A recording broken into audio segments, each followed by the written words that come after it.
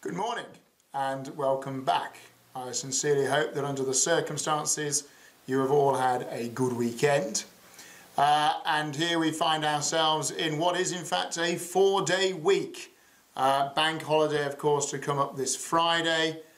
Note to parents and particularly key workers, if you would like your children to come in on Friday, would you please let the school office know? Probably Miss Stevenson is your best bet, or Mrs. Cusack in EYFS, so that we can make the appropriate arrangements for this coming Friday. In the meantime, we do of course have 4 days of work in front of us, but as promised, I will start the week by finishing our tale of the houses, and in particular the emblems that appear on the Westhouse Old Boys Association tie, and we will finish with the Trojans. So I hope you're all listening, and that is not a cue for the Persians and the Spartans to switch off. Let's hear about the Trojans. Many years ago, before Rome was even thought of, a lone traveller was trudging through the waterless scrub among the parched brown vegetation of Asia Minor. The monotonous wind blew tufts of grass which were strewn further than the human eye can throw its view. Still, the weary traveller forced himself on.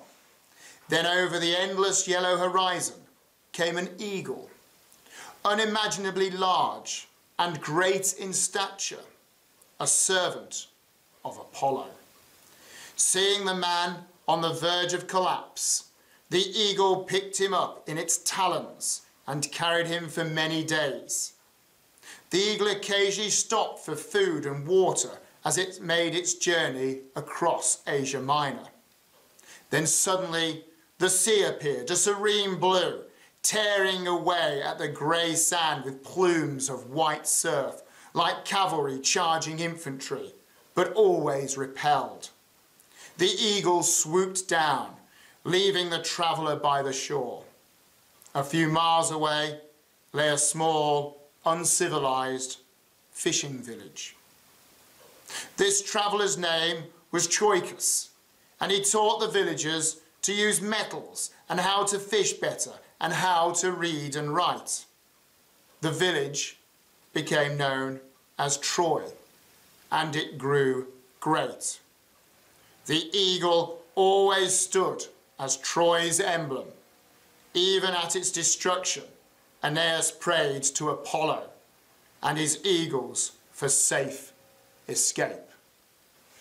And if it's any consolation, although Trojans, your story has been told last of all, we do of course know that the Trojans at this moment in time tend to win the house competition rather a lot. Persians and Spartans, time to step up. Have a good week.